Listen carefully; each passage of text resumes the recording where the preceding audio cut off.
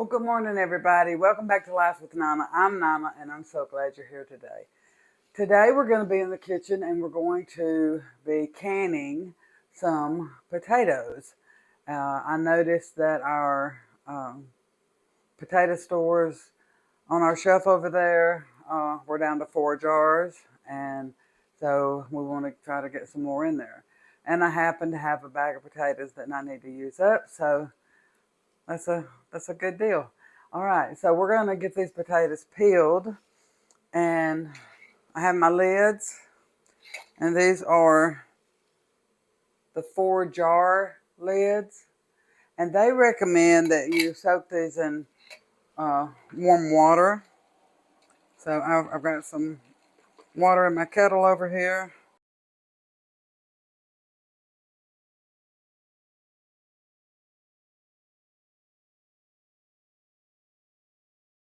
Okay, so I'm gonna start cutting these up and cutting off any bad spots. We want enough for 7 jars. That's what my canner holds. I'm going to be using my electric canner. I love that thing.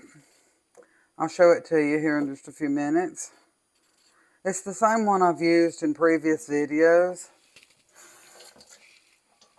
And I have my little chopper bowl here with some water in it. And I really like this little bowl because it saves so much time. And it gives you uniform pieces of whatever you're chopping. So that's helpful in canning. That way everything is approximately the same size.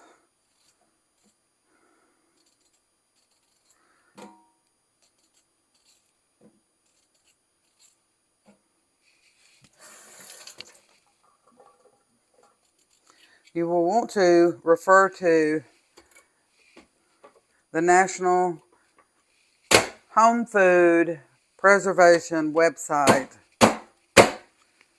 to get the how long you want to can something and how many pounds of pressure you're using if you're using a stovetop canner.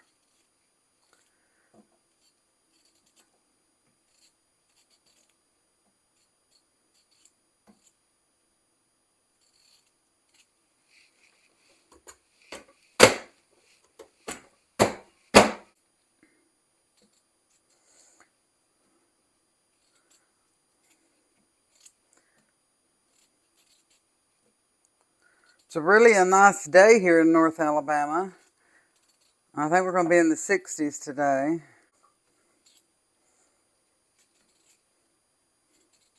I've been canning for probably 20 years and helping my mom when I was real young. So I feel fairly confident in what I'm doing. But I always say do your own research. One reason is because canning guidelines have changed over the years. It's like sterilizing jars, for instance. They used to tell you had to have your jars sterilized and all of that. Now you don't. Now if you're using a different kind of lid, you don't even have to let them soak. You can just put them on there. I love the 4 jar lids, and the reason I love them so much is I've only had one failure, and that was my fault because my jar was chipped. Genius. This bowl is called a Genius, and I'm not sure that you can even still buy these, but if you wanted to try to look it up, you could look it up, of course, on Amazon or one of those places. Now, I have my lids, and they're soaking here, and I have my little magnetic thing. That's going to really help me get my jars lined up. And grab a canning funnel. I'm going to grab my canning funnel.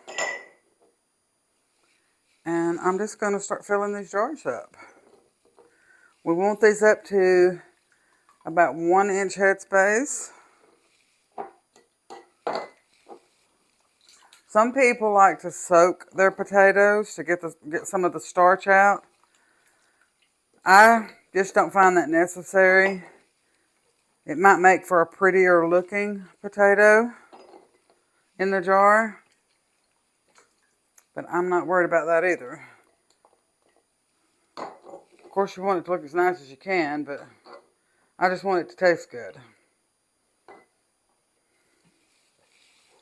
And I like the starch in there because it helps thicken things up. We use these most of the time for soups. And I'll get a few of these out.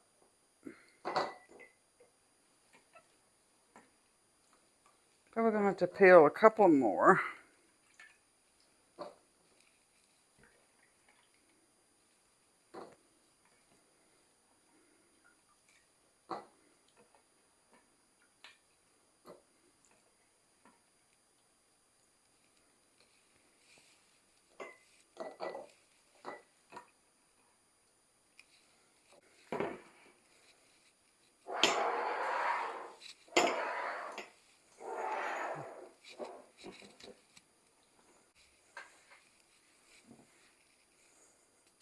I like about 1, so I'm just going to cut this one up.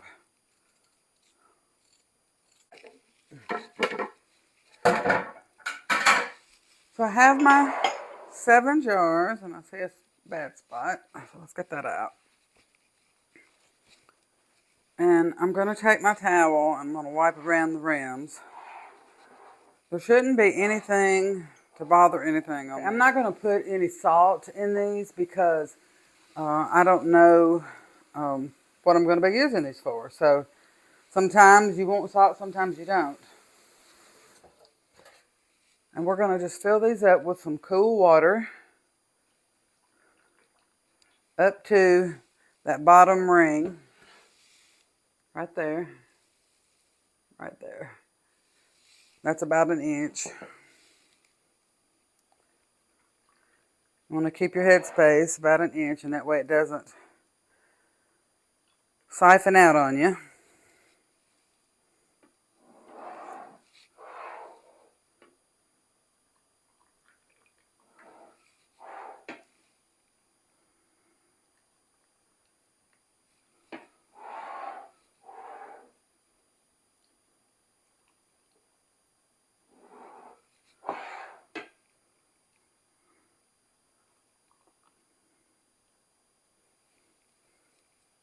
Okay. And now all we have to do is put our 4 jar lids on there, and we'll put our rings on. These are so nice and thick, and I just feel like they're such a great quality product.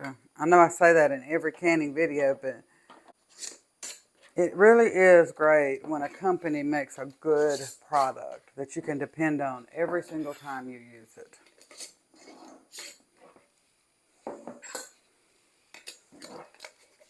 All right, we're going to get our jars in here, and this has some lines in this removable pot, and you want it on the first line when you're pressure canning.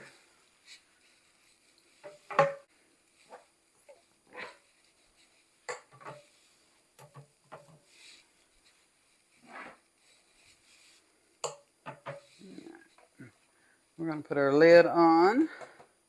I'm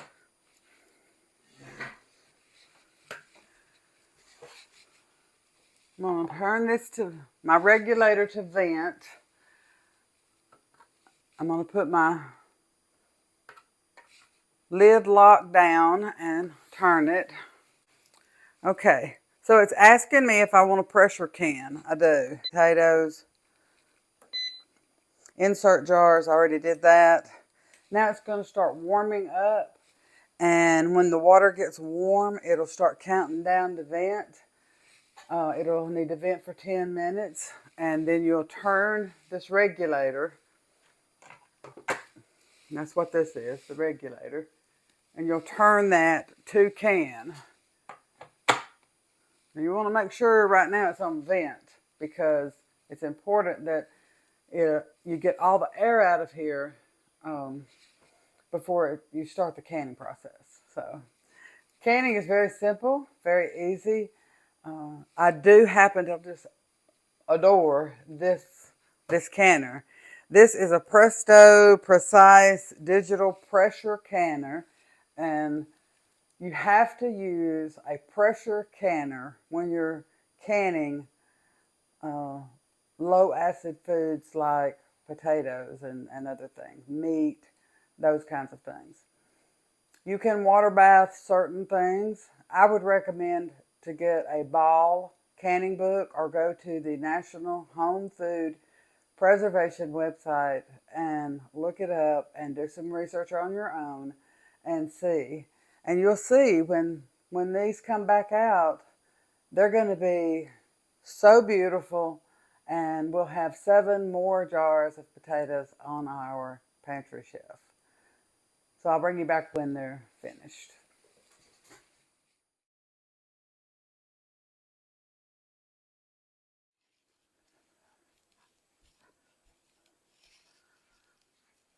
Okay, so now we're going to can up this chicken.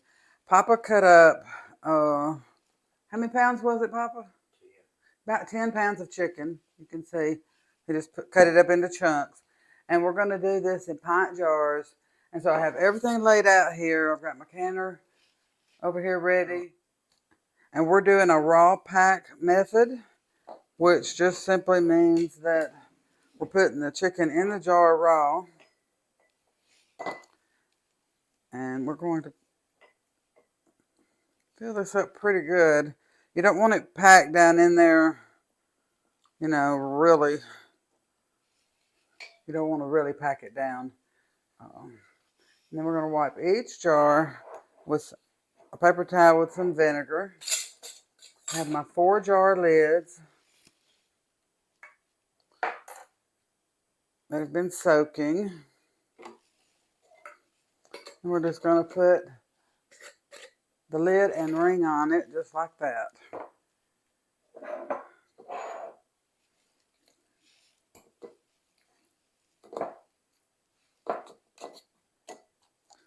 When you're raw packing meat, I would say most of the time, you don't add liquid to it because the meat's going to make its own liquid.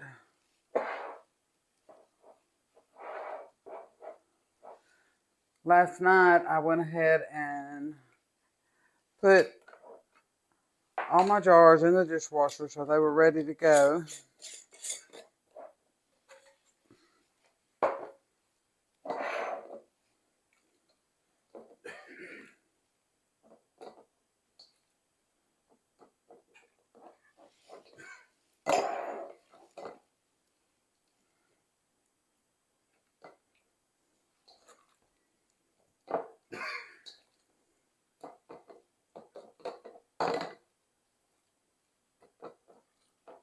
I was hoping we'd get 2 canners, but I don't think we're going to.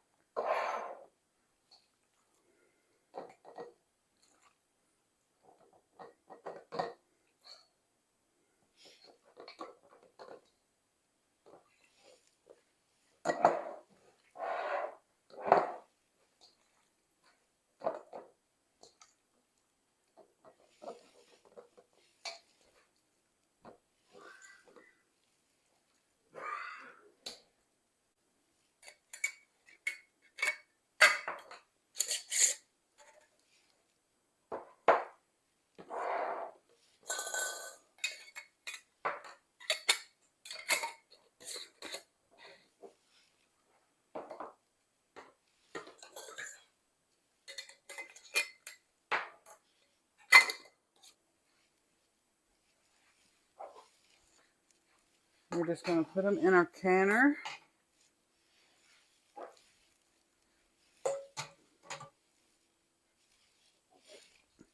So I'm going to put my lid lock down, and I'm going to set this to 75 minutes. If you were doing quarts, you would do 90 minutes. We've already inserted our jars. Now it's going to start warming up, and it's just going to take you through the process. Okay, we have our chicken still warm out of the canner. Look how pretty that looks. So we had 7 jars of that, 14 jars of potatoes, and I had some pork, so I'm going to try to fill up my canner with the pork, and we'll see how far we get. And then we're going to make supper. It's been a long day. Papa's been working in the garage. I had to go to the doctor. We've been canning, so it's just been one of them days, you know. That will get any of the grease off that might have been there.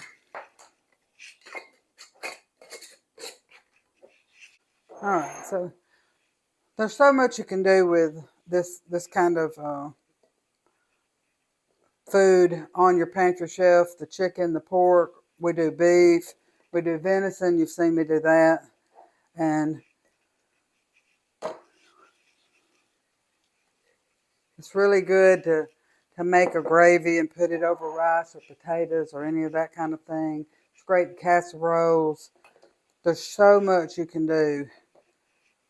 And we talked about this in another video, that we wanted to get some things canned and put on our shelf so that this summer we could have easy meals and not have to worry so much if we were outside, you know, doing yard work or gardening or that kind of thing. And we wanted to do a quick, easy meal. Well, all right. We have our pork in the canner, and it's over there just doing its thing. And now I'm going to start some supper. I've already got a little bit done. I cut up one onion. And put in my pan here with a little olive oil. And I'm just going to cook all these chicken chunks. Just cut up chicken that was left from us canning. Wasn't enough to do another canner, so we're just gonna cook these up, and we want to get them. We want to get some brown on them. We'll put some salt.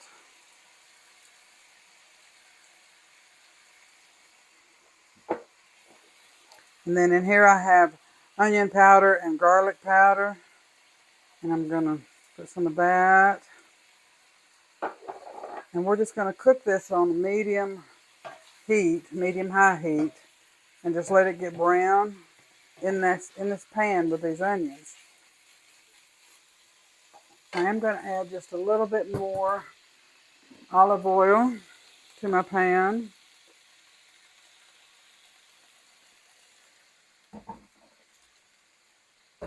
And then over here, I'm going to cook some 5-cheese tortellini. And that takes 4 minutes, so I don't need to start that right now. So we just want to get this going. I have some chicken broth over here, and I have some thickening agent over here that we're going to make a gravy to go over this. That will be really good with the tortellini, I think. I think it's going to be really good. Okay, so we're just going to let this cook for a little while.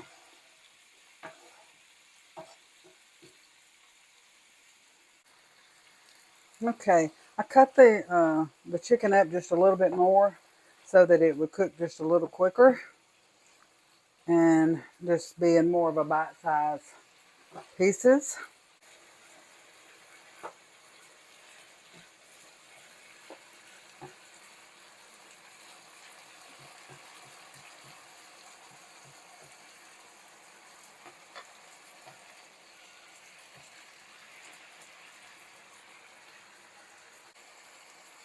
So we actually started this video yesterday. We canned the potatoes yesterday. Today, I had a doctor's appointment, and before I went, I to the doctor's appointment, we got on the chicken. We got that in the canner. And Papa took it out while I was gone. And he cut up the pork for me. And so when I got back, all we had to do was put the pork in the jars and put it in the canner and fix some supper. And um, so yeah, this is going to be a quick, easy meal. This is one of the reasons that I like to have the canned meat, because if I could have just taken a can of that chicken, put it in this pan with my onions and my garlic powder and all that, and done the exact same thing that I'm doing from raw chicken, and it wouldn't have taken, probably in the length of time that it would have taken the tortellini to cook, this would have been done. So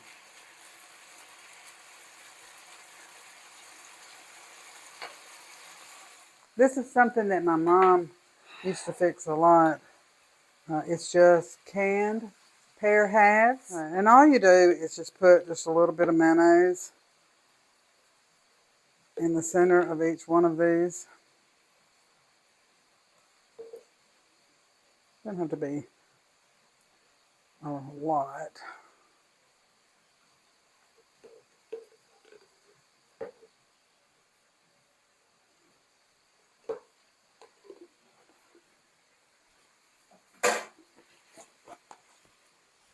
And then we're going to sprinkle some sharp cheddar cheese over the top of these.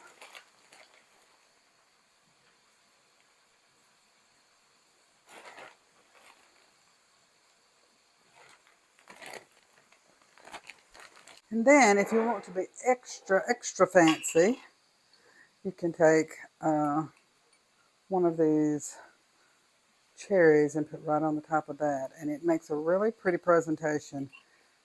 This is actually in an old cookbook that I have from the 50s even. So look at that. Isn't that pretty? Can you see how pretty that looks? Doesn't that look great? Very quick and easy. And see how we're getting some brown on these? That's what we want.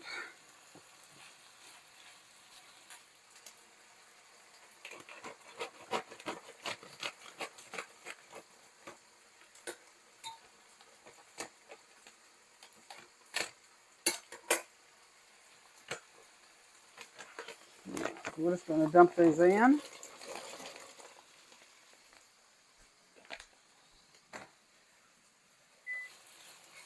This is getting really good.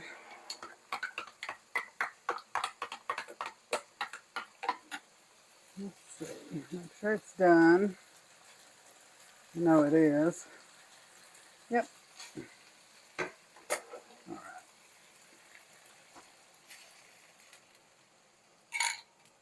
right. Turn that up.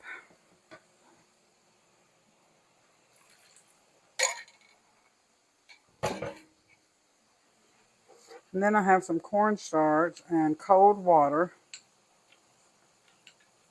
I'll mix that together. Pour that in. And that's going to thicken this up into a nice gravy. We're also going to add some Parmesan cheese.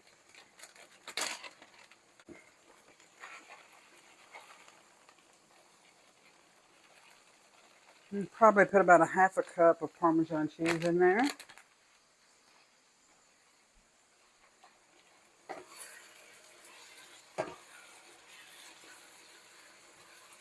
You can see how I'm just going to turn this off because it's getting thick. I'm going to add a little bit more of our broth.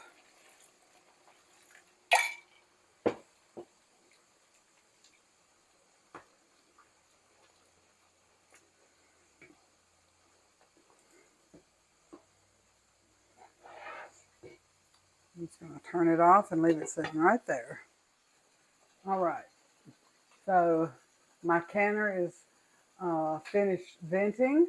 And so let's see. Did I turn it to... I put the regulator. I put the regulator on can, and I turned to the next phase. So that's going to be good. All right, so we're going to put a little Parmesan on the top of this. You could put green onions, you could put shallots, you could put whatever your heart desires on the top of this. So let's see how this tastes. A little bite of chicken.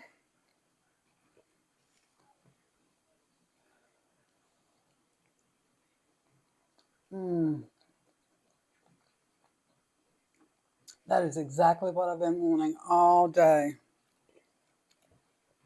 Let me try a little bit of this tortellini with the sauce.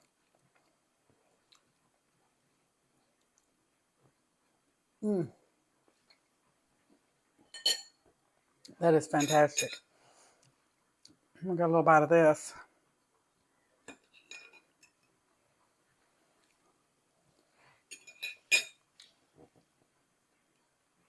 That's fantastic. I love the sweetness of the fruit and the savory of the dish.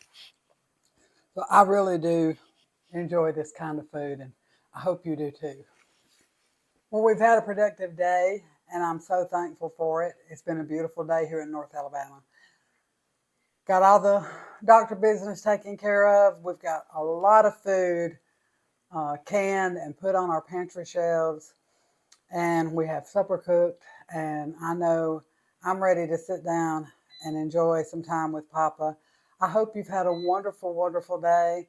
But remember that Nana loves you, and I'm so, so proud of you. And you always have a friend here. Nana loves you. See you on the next one.